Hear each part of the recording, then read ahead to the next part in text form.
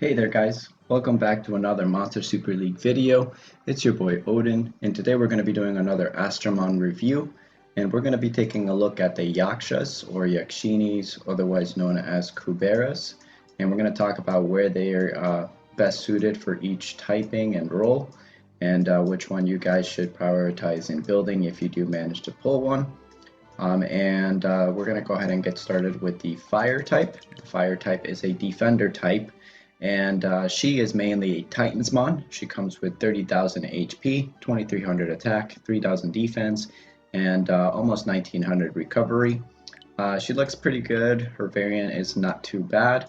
Her combination of skills are Attack Down, a 3-star skill, grants an 80% chance to reduce the enemy's attack for 2 turns.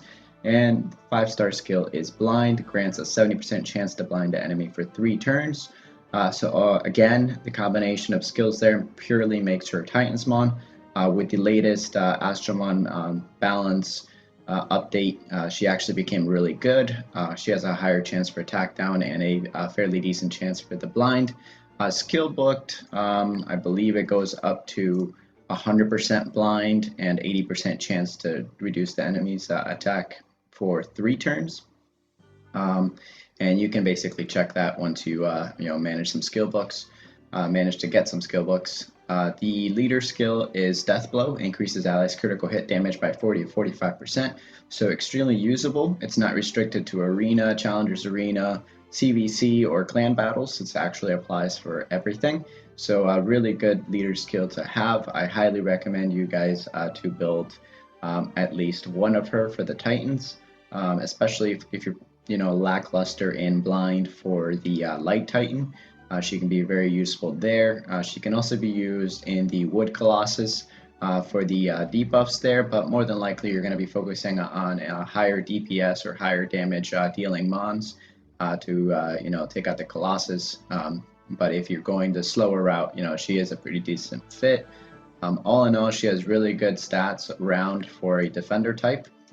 The way that I would build her is probably HP defense or HP defense, mainly because she's not an attacker and she's not going to be doing a lot of damage. She's mainly there for debuffing, so I'd like her to survive a little bit longer than other mons.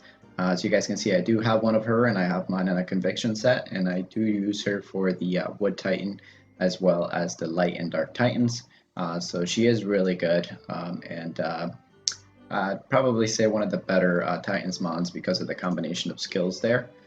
She became really useful again after the recent patch, so that's it for the fire one.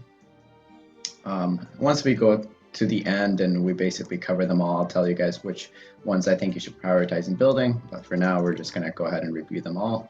So the wood one is an attacker type with 29,600 HP, 3,400 attack, really good attack. 2,100, almost 2,200 defense, and almost 2,000 recovery. So her variant looks pretty good. Again, pretty classy. The good thing about her and her combination of skills is that she has Stalker on both a 3-star and a 5-star skill, which increases critical hit rate by 30%, meaning that you don't need to have her at 100% chance crit rate in order for her to deal a decent amount of damage. She has almost 3,500 attack, so she is pretty good in the sense that you could use her pretty much everywhere. You could put her on a ruin set with a attack crit rate, and you don't have to have that 70% or that 100% chance to crit. You only need 70%. So you could actually put her on HP attack with 70% chance to crit. You would like some resist on her as well, but if you're using her, you're mainly using her in golems or in dragons, and you're going to use her for the leader skill. But all in all, she's really good. Definitely put some resistance substats on her. Depending on how high attack substats you have as well, she can do really good damage. So all in all, pretty good solid water mon to have. Again, she can be used to clear the Starstone dungeon as well, and the dragon dungeon as well. She does pretty decent damage. I do have one at Evo 3.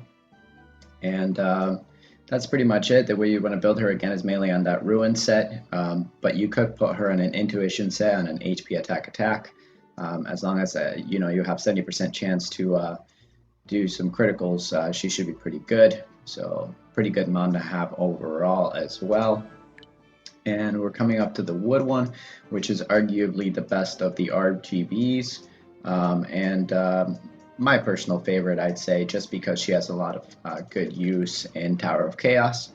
So the wood one is an attacker type with almost 30,000 HP, 3,100 attack, 2,100 defense, and 2,000 recovery.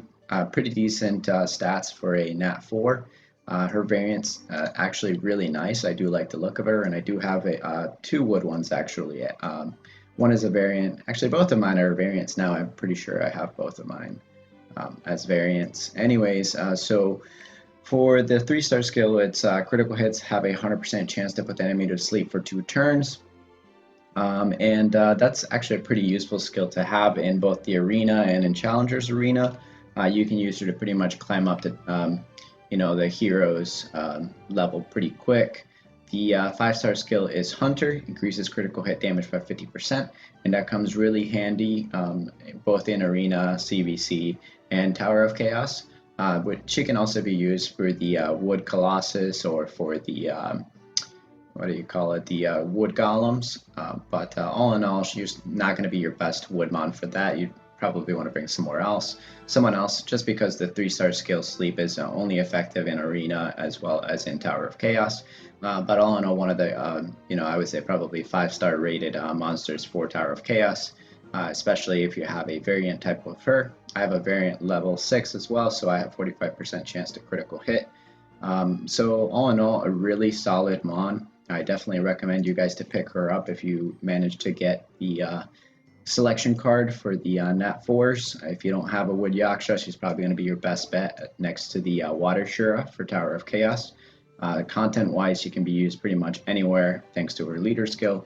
And she's a pretty good mon to have if you're doing something difficult where you need stuns. So all in all, really, really good mon, my favorite one out of the bunch. That's it for the RGBs. Moving on to the light one.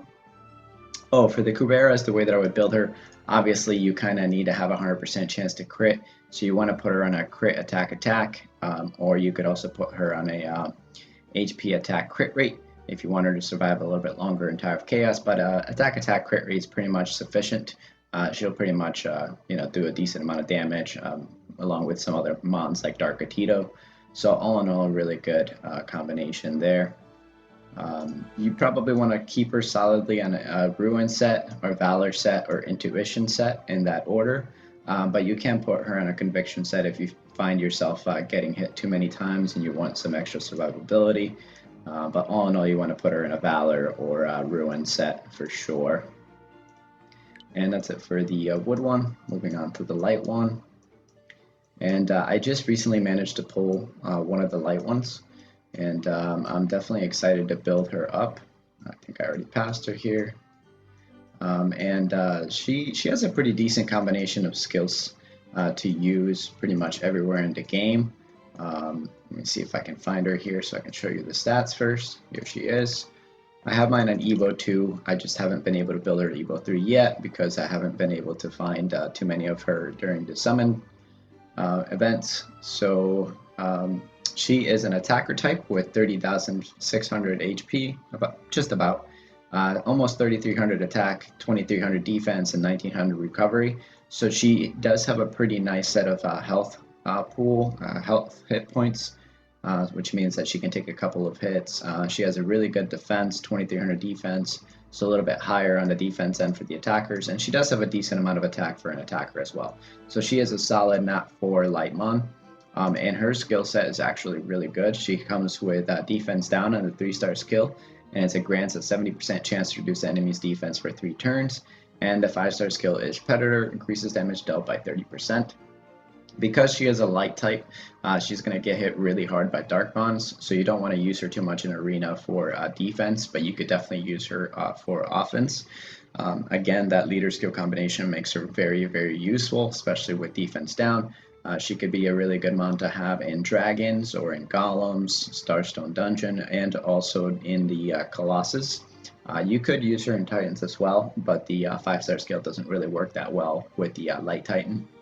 It's just not enough damage to compensate for the defense down. There's other mons that you can use in the Light Titan for defense down and basically to replace her. So all in all, she is a pretty solid mon. I mainly am going to build her just so I can farm, you know, dragons and pretty much just golems. She has a pretty decent attack. It's kind of like a slower attack, but the defense down in the 3 turns is pretty good. It works pretty well with the fire tracker because the fire tracker has about a 3 or 4 second wait time before the skill activates. You know, between the time where she flies up. So by the time that she's landed defense down, you know, the Dracos can basically go in and wipe off whoever's remaining there on the board. All in all, a really good mon to have for the Colossus as well because of the leader skill. So she does all right. You know, would I build her first? Probably not. But it depends on you and where you are with your mons and whether or not you're planning on collecting them all or refilling in your Astro Guide. I'm definitely building mine just because I, you know, was able to pull her from the high and light or high, light, and dark 3-star egg. But all in all, she's a really good mon to have. Again, it's up to you whether or not you want to build her first, but I personally built my wood one first just because I could use her more for Tower of Chaos with that sleep. Sleep for 2 turns is just really godly, especially in Arena as well. So really good solid mon to have. I don't really like her variant. I feel like it's too plain. They definitely could have done a little bit of a better job, but you know, that's pretty much how it goes with certain mons. Sometimes they either put in a lot of effort or they don't. But all in all, she has really good stats, and she's a pretty good mon to have for sure. Let me know, guys, in the comment section down below where you guys use yours, if you have one, or if you have managed to get one, or if you're planning on getting one.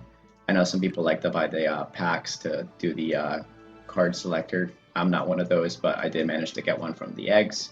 Again, I've been getting really lucky with the 3-star eggs lately, and it's mainly because I've been opening one by itself first, and then 10 on the next round.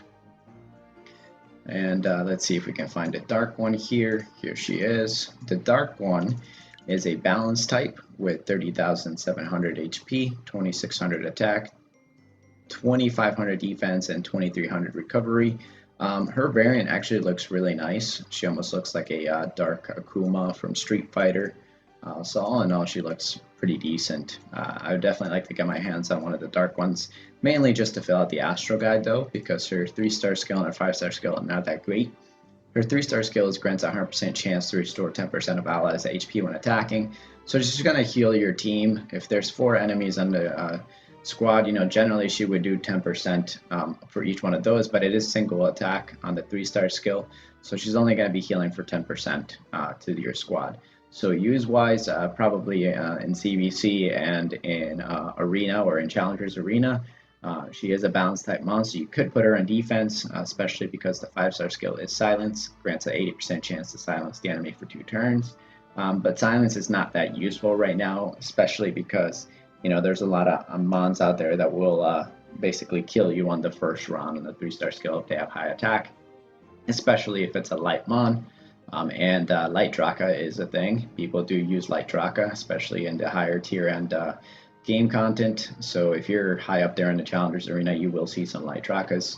Again, the leader skill is really good to have, so you could definitely build one of her if you plan on just filling out your Astro Guide. But as far as uses, I don't have much use for her.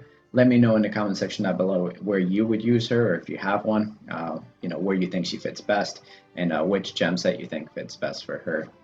Mainly, I build the dark one and the light one in the same gem set, I guess. I would probably put them on a ruin set with attack crit rate.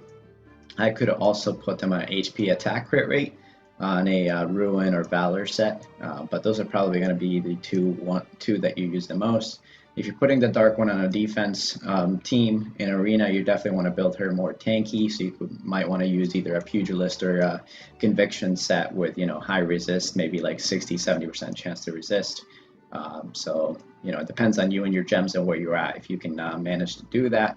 But all in all, the Yakshas are actually really good. Again, the way that I would build them is probably the wood one first, followed by the fire one, then the light one, then the water one, and then the dark one. Mainly because the dark one and the light one are more trophy mons, and it depends on whether or not you have the you know, extra copies laying around to evolve them, and whether or not you actually have a use for them. More than likely, you already have better mons to use in a lot of those places, instead of building them. You could sacrifice them to the 433 gods during Rebirth month, or during the Rebirth festivals, but it's up to you guys. I am definitely going to build my light one next, since I already have one of the RGBs. And that's it for the Yakshas, guys. Let me know in the comment section down below which one's your favorite, which one, where do you guys use them, and which Astromon you guys would like me to cover next. Again, take these reviews with a grain of salt. They're mainly based off of where I'm at currently in the game, and my needs may be different than your needs.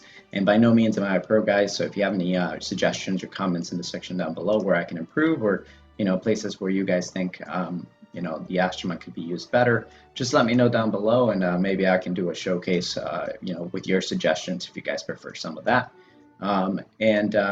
I do know that I'm going to be going to BlizzCon this week for the World of Warcraft release.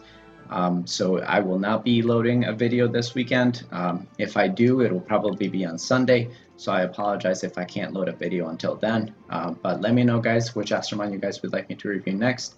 Or if you have any comments or suggestions for me to improve my videos. Again, these videos are for you.